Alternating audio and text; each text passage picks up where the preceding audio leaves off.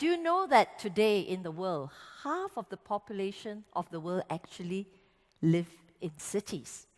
So cities are very important to us. But cities also give us a lot of challenges, especially the architect planners, because most of them face a growing population. Not only is the population growing, but it's aging. And people continue to have aspirations for better quality of life. And as the cities grow, we would have to develop more infrastructure and services for them, and we have to make sure that these services work. And with climate change, we have to encourage people to use less energy so that we reduce carbon emissions. So cities seek solutions to address these challenges. How do we deal with them? Well, many cities are starting to adopt smart technology to improve our environment and our daily living. But what is smart technology? Everybody talks about being smart. Well, in a very simple form, it is really harnessing infocom technology, the Internet of Things, and harnessing the power of data, getting insights into data to actually develop smart applications that make the day-to-day living for us comfortable. It has been projected that by 2025, we will have at least 88 smart cities in the world. What about Singapore? Well, the Prime Minister has said that our vision is for Singapore to be a smart nation, a nation where people live meaningful and fulfilled lives, enabled seamlessly by technology, offering exciting opportunities for all. Note that it's really about people and not about just the technology. But are we ready to be smart? Well, I think we are pretty much on the journey. We are quite wired up. 90% of our homes have broadband, and we're going to bring fiber to every home. And Singapore has one of the highest smartphone penetration rate in the world, at about 85%. So we are on the journey. But what is a smart nation?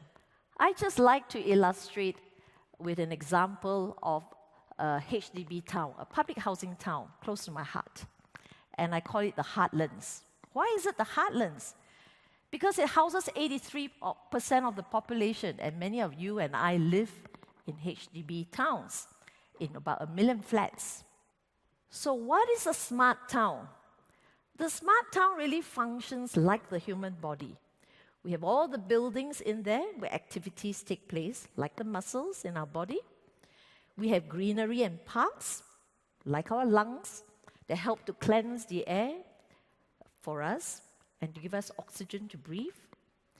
And we have all the roads, just like the veins and arteries in our bodies that move the traffic, the people, and the goods. And you know, our body has the 5 senses. And the senses send to our brain, it senses what happens in the environment and tells our brain how to get the body to adapt, whether it's hot or it's cold. So if you add a sensor layer onto a town, it collects data. And insights from this data can help the town to continue to learn and to adapt. And from this, we can develop smart applications for day-to-day living. As an architect planner, actually I plan and build many of the towns that you live in. And I would very much like to build a smart town that is livable, efficient, sustainable, and safe for you. We are going to look at smart in 4 areas: smart planning, smart environment, smart estate services, and smart living. What is smart planning? As an architect planner, I love this part because it helps me to design a better living environment for you. Now, what is smart planning? Basically, the first thing I do is to collect all the data about town, the buildings, the roads, the parks, and I put it into the computer. And I'll also collect a lot of information about energy use and waste, for example. And with this information, I can develop a 3-dimensional map of Singapore in the computer. Now, what do I do with this information? Well, I can do a lot. I can do a computer model that simulates the wind flows through the town. We're in the tropics, we love the wind. We're not in Chicago. Now, if you look at this diagram, the colors that are yellow and orange means that the wind flows are pretty good. The ones in blue means it's a little bit, it doesn't move so much. So when we did the first cut of Punggol Ecotown, this was the pattern of the wind flow. And then we adjusted the buildings, we moved the parks around, and then you find that the wind flows improve. You see more of the orange and the red colors, which means you get a cooler and a better air quality through the town. Computer simulations can do many things. It can do it at a town level, or we can do it at a precinct level, and we can even do it at a building level. So welcome to Punggol North Shore. It's a town that precinct we've just designed, which I've just launched for sale. I don't know how many of you applied for a flat there, but I highly recommend it. It's a great place to live, all right? Now, in the design, similarly, when we first did the design, we looked at the wind flows through the town.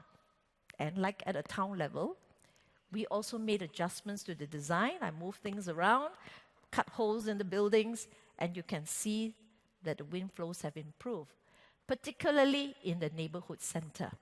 All right, we wanted a lot of natural ventilation so that we can minimize the use of air conditioning. Now, computer simulations can also help you in many ways. It can do a shadow analysis of the town. Here you see the shadows moving from morning till night. Why is it important? Well, it helps the architect and the planner to decide where to put the park and the outdoor dining areas or the outdoor plazas or playgrounds and my childcare center. I like to put them in the shade so that the children can be out the whole day. The computer can also tell you the solar irradiance in a town, how much sun actually falls on the surfaces of the town and on the buildings. And why is this useful? Well, it helps me to decide, for example, where there's moderate sunshine, I'm going to put the roof gardens there. And when there's a lot of sunshine, that's where I put my solar panels. We talked about solar panels, and it is very effective. All this information helps the architect to design the town, not only aesthetically, but also to ensure that it is functional. So this is a waterfront town, quite nice. You can start applying for it. Now, we can add a layer of sensors to the town. All right, can have a layer of sensors that tells you about the humidity, the heat, the wind flows, and all this data that I collect can go back into the computer systems to validate the assumptions and make it even more accurate. But more importantly, it can be used in many ways. For example, in my neighborhood center, I have these huge fans. Now, I hope that these fans can be triggered when I collect data on, when I monitor the humidity and the heat. They will be triggered when it hits a certain threshold level. But that is a greenfield site. What about old towns? So welcome to Yihua, Jurong, and Old Estate. What we did a couple of years ago is to try to introduce a lot of sustainability initiatives into this estate to make it greener, which means more cycling, more solar panels for clean energy. We put in rainwater harvesting systems. But can I make it even smarter so that they are more effective? So for example, we have put a lot of solar panels on hundreds of buildings on HDB blocks. You may not see it because you didn't climb up to the roof. Now, we put in sensors to all the solar panels, and we track the energy that's collected. And we know immediately when a panel is not working because it would not be collecting energy, and we can fix it. But do you know that such data collected can do many things? It can even tell you the weather condition. For example, if many of our solar panels are not collecting a lot of energy, it might mean that over that town, it is cloudy or it is actually rainy. So it's a proxy to the meteorological station. Another service that we see a lot in town, estate service we're very familiar with, is the lighting along your corridor. Now, how many of you walk into a toilet and it suddenly switches on and you get a shock from dark to light, right? Well, smart sensors allow a person to walk along a corridor. It can even predict where you're going, and then the lighting level picks up. And when you have passed it, the lighting level dims again, and you save energy. And the data collected is useful because if along that corridor after 11 p.m. every night, very few people actually walk there, the system is smart enough to learn the pattern and to reduce the brightness of the light and save energy. Another estate service we're all very familiar with is the lift. We have 24,000 lifts in HDB towns, and we monitor it every day. Now, when you're sleeping at night, you may not know this, but we move the lifts when you're sleeping. All right? There's no ghost. We move it. The reason being that we're testing it to make sure it works when you take the lift the next day, right? Now, of course, when the lift breaks down, we will get a signal and we have to go and fix it. But you know, with the new sensors, maybe you can even monitor the vibration and the heat generation from the lift, and it can even predict a potential failure before it even happens so that we can go and fix it first. So that's wonderful, right? To be able to predict. Now, this is a map of Singapore, and if you look closely, you think there are a lot of ants running around. Now, these little movements, actually, this is real time. It shows you where all the taxis are moving around in Singapore. But why do we want to collect such data? It's great data for transport planners because by looking at this data, the transport planner knows the road condition and where's the congestion. Now, we can push this data out to you to all your smartphones. I'm sure all of you have smartphones, all right? And you know straight away which road to avoid, going home from NTU later to wherever you come from. You know, you have your EasyLink card, right? Every time you go up the bus, you tap the EasyLink card. Now, that data is very useful because when we collect that data, we can tell you which bus is crowded. So when you're waiting for your bus, on your handphone, you will be able to find out that this bus that's coming is going to be crowded. So you might want to take another bus or change a route, all right? So such information and data is very useful. Now, next, I talked about smart living, all right, closer to home. By 2030, we will double the people who are over 65 years old from 450,000 to about 900,000. In 1970, about 13 people support one person who is over 65 years old. By 2030, there are only 2 of us supporting a parent who's over 65 years old. And with dual income families, it means that many of us may not be home and our parents are left alone. Well, meet 2 of my residents. This is Doris, and her mom is 78 years old. And Doris has to go to work. All right, she has to cater to the family, and she takes care of her mom. But she's always worried because her mom once had a fall at home, so she's very worried when she's at work. So what we did was we pilot tested a system called CMAS, Smart Elderly Monitoring Alert System, in her home. So what we did was we went into her home and we fixed a little sensor, or a couple of sensors throughout the home. And what this sensor does is it monitors the movements of her mum, but it don't just monitor, it learns her pattern over a few weeks. For example, the time that she wakes up. Now, if this pattern is broken, it becomes very irregular, or there's no movement at home, what happens is that a signal is automatically sent to Doris's handphone when she's at work. And Doris can quickly call home and check if her mum is all right, or to alert a neighbor to knock on the door. And I think this gives Doris a lot of peace of mind. So with an aging population, such smart solutions are actually very useful. Another application is telehealth.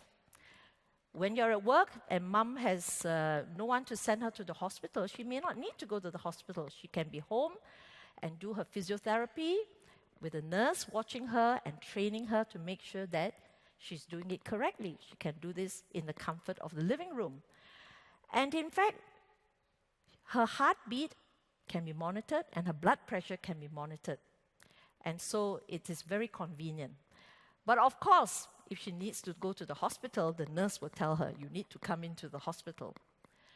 So I think another very useful application is the home energy management system. I think everyone is quite familiar with this. It tells you how much energy your appliances are using at home. But the smart solutions can even alert you when they reach a certain usage. It can even switch off your devices when you're not at home. And do you know that it can even do this? When you go to bed at night and you turn on the air conditioner, a lot of you like to be very cool, I don't know what temperature, 18, 20, 21, all right? But it uses a lot of energy. So what happens is, after you're asleep, very quietly, the device is going to raise the temperature of your air conditioner, and you won't even know it. And therefore, you save energy. So I think all these applications can make our daily living better. But of course, we'll have to select the right technology. We have to make it very friendly. And frankly, the CMA system I showed you, actually, Doris's mum found it very easy to use. And of course, we have to make sure that we strengthen cybersecurity because we're collecting a lot of data. And I believe that while cities are a great challenge to us, if we can find the right smart solutions, we can make Singapore a much better home. Thank you.